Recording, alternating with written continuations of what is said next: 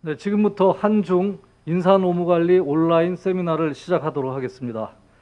안녕하십니까. 저는 노사발전재단 국제협력팀 윤영수 팀장입니다. 네, 최근 세계적인 코로나 재확산으로 어려움이 많은 가운데 이렇게 한중 세미나에 참석해 주신 모든 분들께 감사드립니다. 오늘의 주제는 포스트 코로나 재확산으로 인해 어려움이 많은 가운데 저희가 세미나를 진행을 하고 있는데요. 주제는 포스트 코로나와 한중 디지털 전환과 노동이 되겠습니다. 한중 양국 정부는 현재 인공지능, 클라우드, 빅데이터 등 디지털 경제를 육성하면서 경제 부문이 지금 많은 변화가 있습니다. 이런 디지털 포메이션이 가속화되면서 또 코로나가 장기화되고 있기 때문에 새로운 형태의 일자리가 지금 많이 증가하고 있는데요. 이런 플랫폼 노동을 포함해서 새로운 일자리를 위한 이제 사회 안전망 마련이 시급한 상황입니다. 오늘은 이러한 변화하는 노동의 형태와 규범을 전망하는 시간을 갖도록 하겠습니다. 오늘 행사는 한중 동시 통역으로 진행됩니다. 언어는 한국어와 중국어 중 선택하시면 되겠습니다. 그리고 행사 시작에 앞서 잠시 안내 말씀드리겠습니다. 저희 그 세미나 만족도를 조사하고 있기 때문에 그 화면에 보시면은 만족도 조사 버튼이 보이실 겁니다. 설문에 참여하신 분들께는 저희들이 스타벅스 모바일 교환권을 보내드리고 있으니 적극적으로 참여해 주시면 감사하겠습니다. 자, 그럼 세미나를 시작하겠습니다. 먼저 주최기관인 노사발전재단 이동원 국제노동본부장님의 개사로 첫문을 열도록 하겠습니다. 여러분, 이동원 본부장님을 뜨거운 박수로 맞이해 주시기 바랍니다. 下午好，我是韩国 안녕하십니까. 저는 한국노사발전재단의 국제노동본부장 이동원입니다. 오늘 한중 인사노무관리 온라인 세미나에 참석해 주신 해외 진출 기업 인사노무 담당자를 비롯하여 유관기관 및 학계 여러분을 진심으로 환영합니다. 먼저 세미나 발제를 위해 함께해 주신 박지순 고려대학 교수님, 그리고 장천강 중국 수도경제무역대학 교수님, 우칭준 중국 인민대학 노동인사학원 교수님, 그리고 권호성 성진대학교 교수님, 박지순 고려대학 교수님께 감사 인사를 드립니다. 아울러 종합토론에서 좌장을 맡아주신 장영석 성공화대학교 교수님과 토론자로 참석해 주신 황경진 중소기업 연구원 연구위원님, 공구영 주중 대한민국 대사관 고용노동관님, 그리고 정규식 원광대학교 한중관계연구원 HK 연구교수님, 박종훈 라이더 유니언 노동조합 위원장님께도 감사의 말씀드립니다. 노사발전재단은 중국과 매년 정기교류를 해오면서 세미나를 공동으로 주최해왔으나 올해는 코로나19 상황으로 인해 비대면 방식의 온라인 세미나를 개최하게 되었습니다. 팬데믹 상황에서도 한국과 중국 양국에서 많은 관계자들이 오늘 이 행사에 참여하게 되어 매우 뜻깊게 생각합니다. 오늘 세미나의 주제는 포스트 코로나 시대 한중 디지털 전환과 노동입니다. 코로나19 이후 한국과 중국 정부는 인공지능, 클라우드, 빅데이터 등 디지털 기술을 활용한 디지털 경제 육성을 추진 중에 있습니다.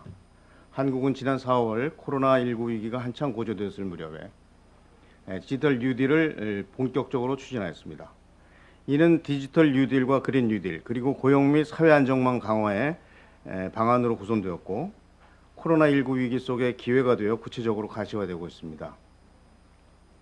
포스트 코로나 시대에 디지털 포메이션이 가속화되면서 새로운 형태의 일자리가 증가할 것으로 예상되며 플랫폼 노동시장이 커지면서 이들에 대한 사회 안전망 구축도 사회적 이슈가 되었습니다. 한국의 노사정은 지난 5월 플랫폼 경제 활성화 및 플랫폼 노동자 지원 방안에 관한 합의문을 채택하였습니다.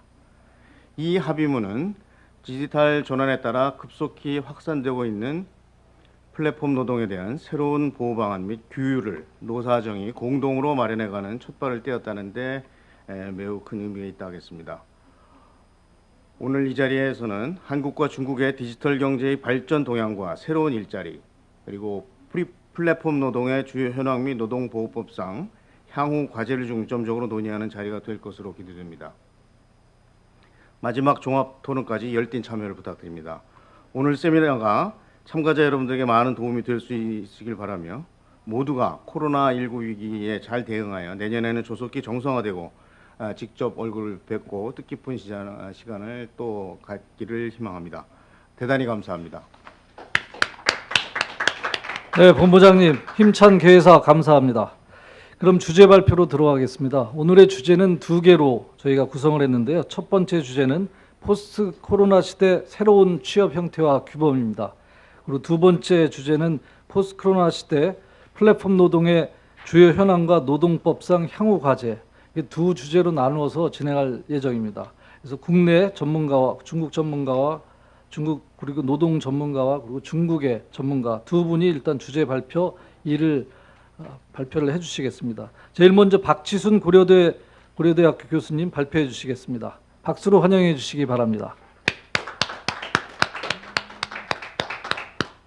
안녕하세요. 저는 마스크를 벗고 해도 되겠죠? 네.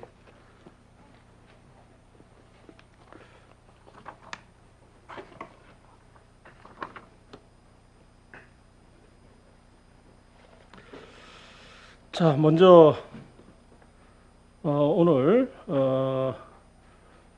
요즘 우리 노동시장이 당면하고 있는 매우 중요한 쟁점에 대해서 의미 있는 그런 국제 세미나를 개최해 주신 노사발전재단에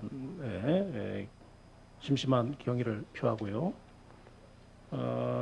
이 주제가 이제는 우리 노동사회, 우리 기업사회와 노동사회를 아우르는 모든 분야에서 더 이상 이제는 먼 미래의 이야기가 아니라 바로 우리 앞에 지금 당면해 있는 굉장히 지금 현실적이고도 우리가 바로 긴급하게 풀어야 될 그런 숙제로 지금 등장하고 있다는 점에서 매우 시의적절한 그런 주제라고 생각을 합니다. 이러한 시의적절한 주제를 특히 우리 한국과 중국이 함께 이 문제에 대해서 논의할 수 있는 그런 장을 마련해 주신 데 대해서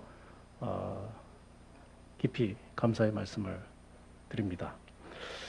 제가 먼저 발제를 하게 될 주제는 이 포스트 코로나 시대의 새로운 취업 형태와 이제 규범의 앞으로의 어떤 발전 방안, 우리 규범이 어떻게 앞으로 대응을 해 나가야 되느냐 하는 그런 이슈가 되겠습니다. 여기서는 두 개의 키워드가 있습니다. 두 개의 키워드는 하나는 디지털 전환이라고 하는 그러한 키워드가 있겠고, 우리가 흔히 이제 이 디지털 전환은 특히 우리 산업과 노동시장, 취업 형태에 있어서 플랫폼 노동이라고 하는 그런 큰 변화 또는 전환을 만들어내는 계기가 되는 기술 발전이라고 할 수 있겠죠.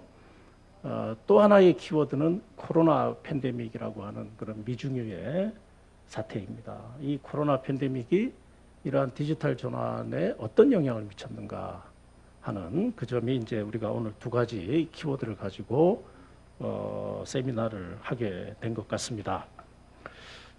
제 발제문 처음에는 이 플랫폼 노동이 이 코로나 팬데믹으로 인해 가지고 훨씬 더 빠른 속도로 확산되고 있다는 점을 지적을 했습니다. 일반적으로 정보통신 기술의 수준이 비약적으로 발전하면서 시간과 공간의 경계를 넘어 기업과 사람 그리고 사람과 사람의 다양한 이해관계를 연결시키고 지식, 기술, 데이터, 지적, 생산물, 공간 등과 같은 자원뿐만 아니라 노동력까지 공유할 수 있는 디지털 플랫폼이 빠른 속도로 지금 확산되고 있습니다. 이러한 디지털 플랫폼은 한편으로는 공유경제 또는 협력경제라고 하는 새로운 경제 형태를 발전시키면서 다른 한편으로는 긱노동이라고 하는 종전과는 다른 차원의 새로운 취업 형태를 낳고 있습니다. 이미 우리가 알고 있는 사실입니다.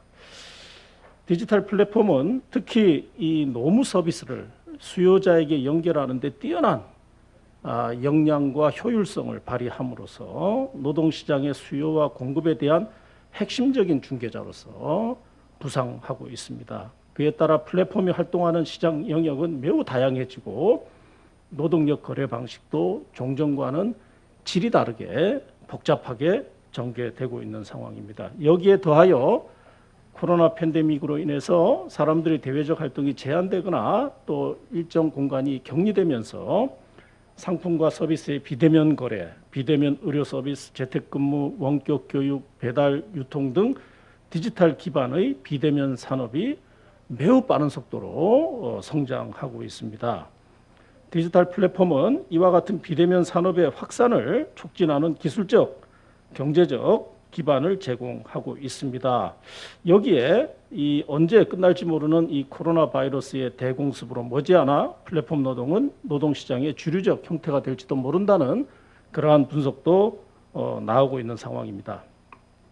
그는 반면에 이러한 플랫폼 노동의 확산에 비해서 플랫폼 노동에 종사하고 있는 취업자에 대한 법적 보호는 여전히 제자리 걸음이라는 지적이 많습니다. 플랫폼 노동은 사회안전망의 미비, 노동보호 규정의 미비로 현 시대에서는 가장 불안정한 노동, 가장 열악한 노동으로 전락하고 있다는 지적이 제기되고 있습니다.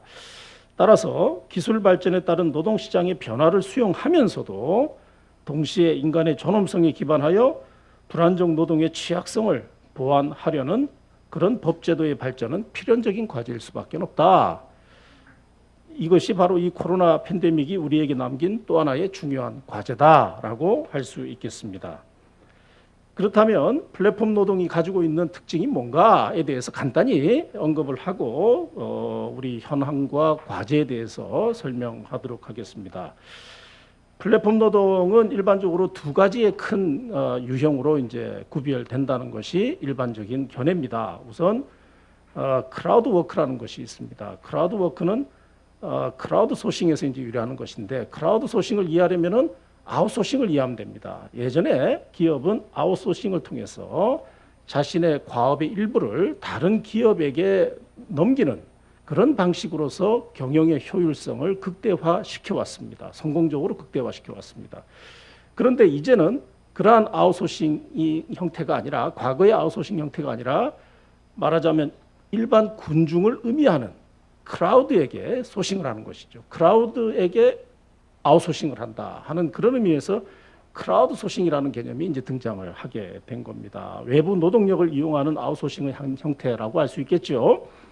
그런데 이 크라우드 소싱은 불특정 다수가 노동력을 제공하는데 특징이 있습니다. 바로 이 점에서 아웃소싱과는 본질적으로 구별이 되는 것입니다. 이러한 크라우드 소싱에 의해서 노동력을 제공하는 그러한 종사자를 우리는 크라우드 워커라고 이제 부를 수 있게 되는 것이죠. 이러한 크라우드 소싱 또는 크라우드 워크에서 담당하는 업무는 매우 세분화된 업무들이 있습니다. 마이크로 태스크라고 이제 우리가 보통 이야기를 합니다. 이런 것들을 단시간에 수행하도록 하거나 또 상품명 또는 기업의 브랜드 이미지용 로고를 제안하는 등의 업무를 수행하는데, 이러한 크라우드 워크는 국경의 제한 없이 인터넷 공간을 이용해서 서로 불특정 다수가 서로 이용자와 노동력 제공자로 서로 거래 관계에 뛰어든다는 그러한 특징을 가지고 있습니다. 장소적 경계가 무너지게 되는 것이죠. 이 장소적 경계를 넘어서 업무 위탁자와 수탁자가 인터넷을 통해서 필요한 업무를 수행한다는 점에서 이는 다른 말로 웹 기반형이다 또는 비대면형 플랫폼 노동이다라고 부르기도 합니다. 다른 한편으로 또 다른 유형은 플랫폼을 이용한 타인 노동력 이용 방식으로서 가까운 동일한 지역 내에서 대면적인 노무 서비스 제공을 목적으로 하는 이용 방법이 있습니다. 우리나라에서는 요즘 논란이 많지만 아직 승인되지 않은 운전 서비스 형태인 우버라든가 또 배달 서비스라든가 가사 서비스, 택배 서비스 이런 것들이 바로 이러한 지역 기반형으로 이루어지는 그러한 플랫폼 노동이라고 할 수 있는데, 이러한 플랫폼 노동은 직접 이용자에게 대면 서비스를 제공한다는 점에서 우리는 이걸 대면형 플랫폼 노동이다라고 범주화를 할 수가 있다. 유형을 나눌 수가 있다. 따라서 플랫폼 노동은 크게 보면 지역 기반의 대면형 서비스와 웹 기반으로 인터넷 기반의 비대면 서비스라는 큰 두 가지 형태를 낳고 있는데, 특히 이 대면형 플랫폼 노동이 우리나라와 유럽 여러 나라에서 그 비중이 높아지고, 그에 따라서 그 종사자의 법적 지위에 대해서 다양한 쟁점을 발생시키고 있습니다. 대면형이나 비대면형 플랫폼 노동의 노무 제공자는 원칙적으로 프리랜서라고 부릅니다. 즉 자영업자입니다. 그렇기 때문에 노동관계법의 적용을 받지 않습니다. 따라서 배달 중에 사고가 나거나 노동력 제공 중에 어떤 피해가 있더라도 노동법적으로 보호를 받지 못한다는 한계가 이전부터 제기돼 왔고요. 또 여러 가지 이유로 업무를 실직을 하게 될 경우에 고용 안전망으로부터 배제된다는 그런 문제 제기가 이번 특히 이 코로나 팬데믹의 부작용으로서 등장한 바가 있습니다. 바로 이러한 것이 지금 현재 우리 플랫폼 노동이 가지고 있는 일반적인 유형이라고 할 수 있겠는데, 바로 이러한 플랫폼 노동자들에게 우리 현행 노동법이나 사회보장법은 어떤 서비스를 제공하고 있는가, 어떤 보호를 제공하고 있는지를 검토해 봐야 될 겁니다. 그렇지만 결론적으로 이야기를 하면 우리 현행 노동법이나 사회보장법은 사실상 거의 아무런 서비스, 아무런 보호를 제공하지 못한다라고 할 수 있겠습니다. 왜냐하면 플랫폼 노동자, 플랫폼 노동에 종사하는 종사자는 법적 지위가 개인 사업자, 프리랜서로 되어 있기 때문에 우리 근로노동법이 전제하고 있는 그 근로자라는 그러한 범주에 포함이 될 수가 없다는 것이죠. 그런 점에서 특히 우리 대법원 판례는 이러한 그 노동법의 근로자를 판단하는 데 있어서, 특히 그 중에서도 이제 근로기준법상의 근로자를 판단하는 데 있어서 매우 엄격한 사용 종속성을 요건으로 하고 있기 때문에 이 플랫폼 노동 종사자들로서는 이러한 대법원의 이 근로자 판단 기준을 충족하기가 매우 사실상 불가능한 그러한 상태라고 할 수 있겠습니다.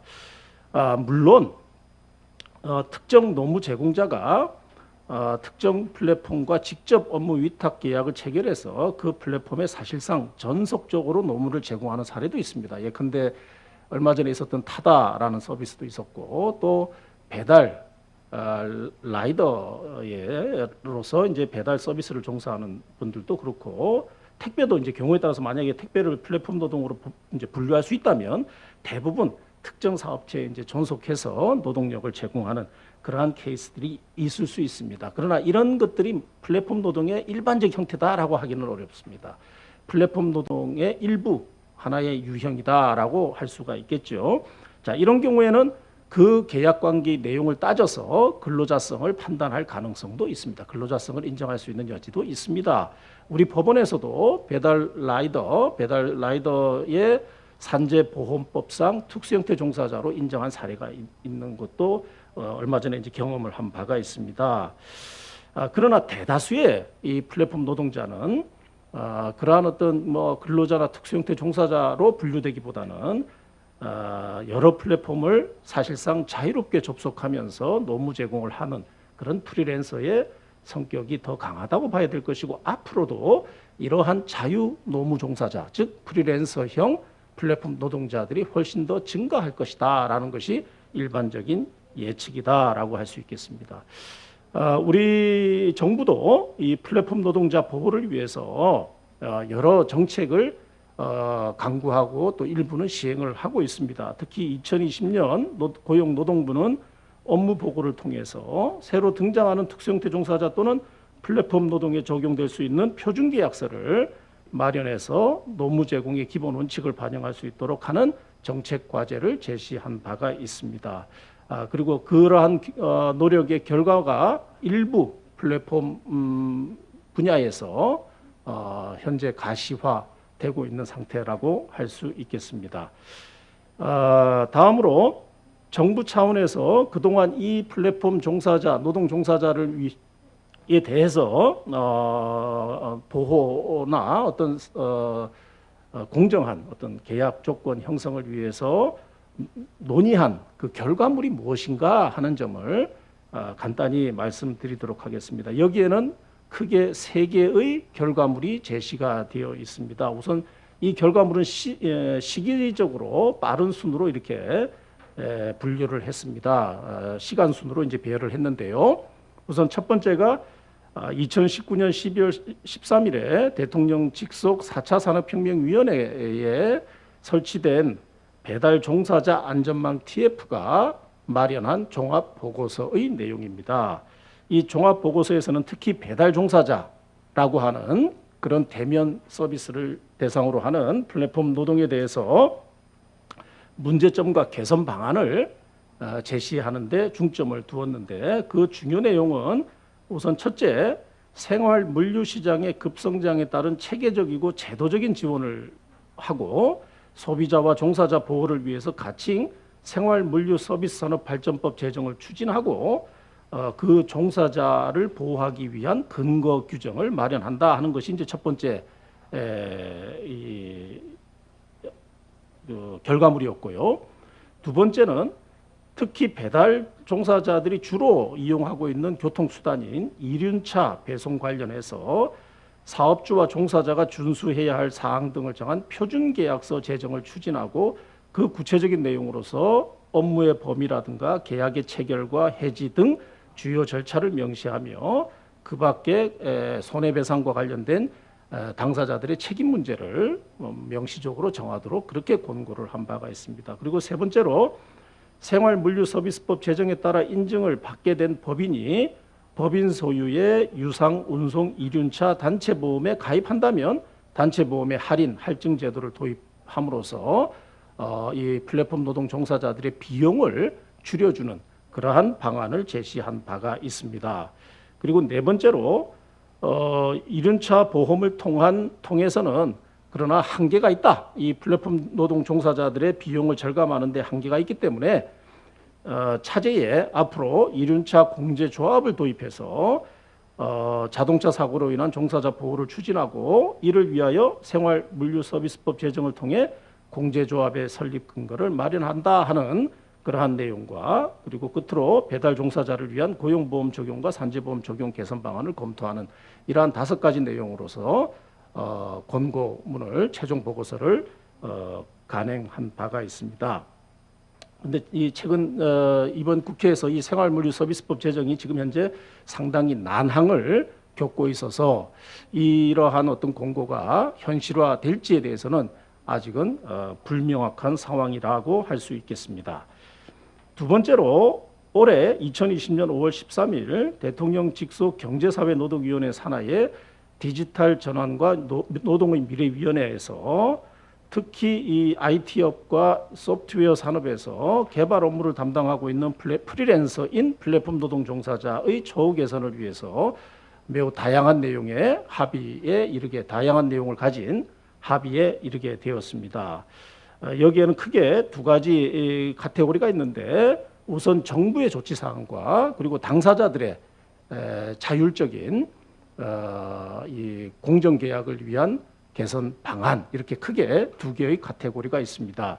정부의 어떤 조치 사항으로서는 역시 사회 안전망을 확대하는 문제가 있고요. 그리고 플랫폼 종사자들의 능력, 직업 능력을 향상하기 위한 다양한 교육 콘텐츠를 정부 차원에서 제공하도록 하는 그러한 어떤 의무를 부과하였고, 그 밖에 이 종사자들로 하여금 플랫폼 협동조합을 설립 운영할 수 있도록 하는 지원 체계를 정비하도록 하는 그러한 조치 사항이 합의되었습니다. 그리고 플랫폼 기업과 종사자 간에 이 공정한 어떤 계약 내용을 형성하기 위한 이른바 자율 규범 코드 오브 컨덕트를 마련해서 이행할 것을 합의하고, 그 주요 내용을 제시한 바가 있습니다. 그 내용은 이 발제문에 거의 한 7가지 정도의 그러한 사항으로서 자세하게 규정이 되어 있습니다. 내용을 참고해 보시면 될 것 같습니다. 주로 이제 계약의 내용을 투명하게 하고, 그리고 그 대가가 공정하게 마련될 것이며, 그것이 그 보수가 플랫폼 노동 종사자에게 온전하게 제대로 지급되는 것을 주된 목표로 해서 규정이 되어 있습니다. 그리고 2020년 7월 대통령 직속 일자리위원회에서는 플랫폼 노동과 일자리 TF를 설치해서 플랫폼 노동 종사자에 대한 사회적 보호 방안을 제시한 바가 있습니다. 여기에 사회적 보호 방안으로서는 역시 일자리 안전망 개선을 위해서 고용보험과 산재보험의 적용 범위를 확대하는 문제와 그리고 노무 제공 여건 개선을 위해서 기본적인 노무 제공 조건을 보호하고 공정한 거래 질서를 확립한다는 취지하에 직종별 특성을 고려한 가이드라인을 마련하고 표준 계약서 보급을 확대하는 방안이 제시된 바가 있습니다. 그리고 이 플랫폼 노동 종사자들의 근로 여건 등 개선을 위해 이익 당사자들이 참여하는 협의체 등 대화 및 논의 기구를 마련하고 플랫폼 일자리 종사자와 프리랜서 협동조합의 설립 및 운영을 지원하고 공제회 설립을 지원하는 그러한 방안이 제시된 바가 있습니다. 이러한 방안이 대체로 보면 상당히 공통점들을 많이 갖고 있다는 점을 알 수가 있겠습니다. 자, 그렇다면 이러한 어떤 이 정부 기구가 마련한 이러한 어떤 개선 방안을 토대로 해서 앞으로 향후 노동법과 사회보장법의 과제가 무엇인지에 대해서 결론적으로 말씀을 드리도록 하겠습니다. 위에서 본 것 같이 우리나라의 대표적인 정부 기구가 제시한 공통적인 어떤 보호 방안이라는 것은 계약의 공정성입니다. 우선 첫째로 이를 위해서 표준 계약서를 작성하고 보급하는 것을 1차적인 과제로 제시를 했습니다. 그러나 이러한 표준 계약서 보급만으로는 인간의 존엄성에 기반한 노동 보호에는 한계가 있을 수밖에 없습니다. 즉 불안정 노동의 문제를 극복하기 어렵기 때문이죠. 따라서 이와 함께 사회 안전망을 확충하는 문제는 필수적으로 우리가 앞으로 마련해야 할 가장 당면한 과제가 아니겠는가 하는 점에 대해서는 거의 합의가 이루어진 상황이라고 볼 수가 있겠습니다. 특히 이번 코로나 팬데믹으로 인해 가지고 일반 근로자들보다도 이 프리랜서들의 그러한 어떤 이 생계 곤란이라든가 어려움이 훨씬 더 가중되는 그러한 현실도 우리가 경험을 했기 때문에 이러한 어떤 이 긴급하게 생계 곤란에 빠지는 이러한 어떤 플랫폼 종사자들이 발생하지 않도록 좀 더 구조적이고 지속적으로 보호할 수 있는 제도적 개선 방안이 논의가 돼야 되겠다. 이런 어떤 플랫폼 노동자의 법적 보호는 플랫폼 기업의 안정적인 경영 조건이면서 동시에 취약계층의 사회 통합에도 기여할 수 있는 그러한 방안이라고 봐야 되지 않겠는가 하는 점이 이제 지적될 수가 있겠습니다.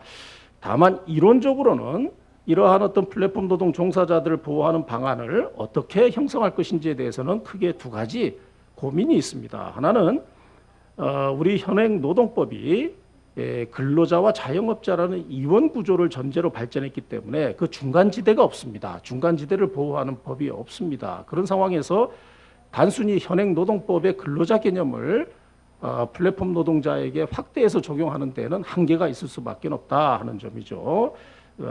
그리고 플랫폼 노동자의 근로기준법상 근로자성을 인정하게 되면 앞으로 문제가 더 복잡하게 만들어질 가능성이 있겠다. 따라서 전통적인 근로자 모델과는 구별되는 플랫폼 노동자에게 맞는 새로운 노동 방식을 인정하고 근로기준법보다는 새로운 보호법 체계를 구상하는 방안이 좀 더 설득력이 있어 보이고 전문가들의 다수가 이러한 방안을 지지하는 것으로 그렇게 보입니다.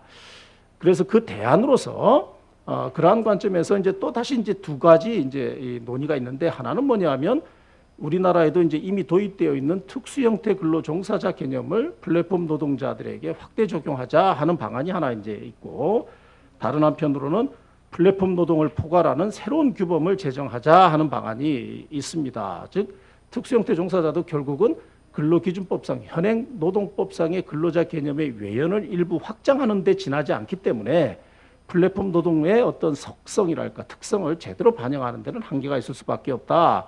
그리고 앞으로는 이 노동시장에서 플랫폼 노동이라고 하는 것이 매우 하나의 어떤 독자적인 그러한 어떤 카테고리를 앞으로는 형성할 수밖에 없지 않겠느냐. 그렇다면 그들에게 맞는 그러한 어떤 독자적인 새로운 규범 체계를 만드는 것이 훨씬 더 실효성이 있고 그리고 종사자들, 당사자들, 이해관계 당사자들의 어떤 만족도가 높아질 것이다 하는 그러한 어떤 이유에서 독자적 보호 체계론이 주장되고 있습니다. 이러한 대안적 구상은 여러 나라에서 현실화되고 있거나 이제 논의 중에 있는데 독일에서는 두 가지 방안이 다 논의되고 있습니다. 한편으로는 우리나라의 특수형태 종사자에 해당하는 유사근로자를 확대하자라는 방안이 있고 또 다른 한편으로는 유사근로자하고는 좀 다르다. 차라리 간해수공업법이라고 하는 전통적인 어떤 법이 있는데 그걸 좀 더 고쳐서 개정해서 플랫폼 노동자에게 적용하는 것은 어떠냐 하는 그러한 논의가 있습니다. 그리고 영국과 프랑스에서도 최근 이 플랫폼 노동자들에게까지도 적용될 수 있는 규범이 무엇인가라고 하는 그러한 논의가 전개되고 있거나 또는 일부는 프랑스에서는 일부 입법까지 이루어진 바가 있습니다. 이와 같이 플랫폼 노동 종사자를 법적으로 보호하는 것은 점점 시대적 과제가 되고 있습니다. 플랫폼 노동자에게 현실적으로 존재하는 사회 안전망의 결함을 해소하기 위해서는 자신의 노동력을 이용하여 생계를 유지하는 모든 취업자는 중대한 사회적 위험으로부터 보호받아야 한다는 기본적 인식에 대해서 우리는 사회적 합의를 해야 할 필요가 있겠습니다. 아날로그든 디지털이든 모든 노동은 그 형태에 관계없이 지속적으로 인간으로서의 존립을 보장받을 수 있는 그러한 소득이 확보될 수 있어야 한다 하는 부분에 대해서는 이견이 없을 것입니다. 또한 누구나 자신의 계약 내용이 공정하게 작성되고 지켜지길 기대합니다. 플랫폼 노동자가 불합리하고 공정한 계약 조건을 감수해야 할 이유는 없습니다. 시장의 강자인 플랫폼 사업자로부터 공정성을 담보할 수 있도록 최소한의 계약 내용을 표준화해서 시장의 관행을 만들어 나갈 필요가 있겠습니다. 이를 위해서는 디지털 노동 세계의 도전에 대응해서 플랫폼 노동자들에게도 적용될 수 있는 새로운 노동법이 필요하고 특히 플랫폼 노동자와 플랫폼 사업자의 소통을 제도화할 수 있는 대안이 필요한데 앞에 우리 대표적 정부기관에서 공통적으로 제안한 것이 협동조합이라든가 공제조합의 방식을 제안한 바가 있습니다. 왜냐하면 플랫폼 노동이라는 것은 불특정 다수기 때문에 전통적으로 노동 3권을 통한 보호라고 하는 것과는 조금 거리가 있습니다. 전통적인 노동 3권은 어떤 범위가 제한되어 있는 노동력을 제공하는 범위가 제한되어 있는 그러한 근로자들이 효과적으로 사용자에 대항할 수 있는 수단인데 비해서 불특정 다수가 참여하는 노동력 시장에 있어서는 이러한 노동 3권으로는 대응하기가 매우 어렵습니다. 그런 점에서 오히려 협동조합이나 공제조합을 통해서 자신들의 이해관계를 관철할 수 있는 그러한 방안이 조금 더 적극적으로 모색돼야 될 필요가 있지 않겠는가. 이 점을 대표적인 정부기구에서도 인정을 한 것으로 그렇게 보입니다. 자, 중요한 것은 이러한 제도적 보완들이 플랫폼 산업에 대한 규제가 아니라 오히려 미래지향적인 노동시장 제도의 구축이라는 관점에서 플랫폼 산업을 지원할 수 있도록 조화되는 방향으로 마련되어야 한다는 것입니다. 플랫폼 노동자에 대한 보호가 플랫폼 산업을 규제하고 플랫폼 산업을 억제하는 그러한 기제로 작동되는 것이 아니라 플랫폼 산업과 플랫폼 종사자, 노동자가 함께 공존하고 공생할 수 있는 그런 기반이 되어야 한다. 이 점이 앞으로 우리가 이 법 제도를 마련하는 데 있어서 기본적으로 전제해야 할 전제 조건으로 우리가 생각을 해야 되지 않을까 하는 그런 의견을 제시합니다. 자, 이상으로 저희 발표를 마치고자 합니다. 경청해 주셔서 감사합니다.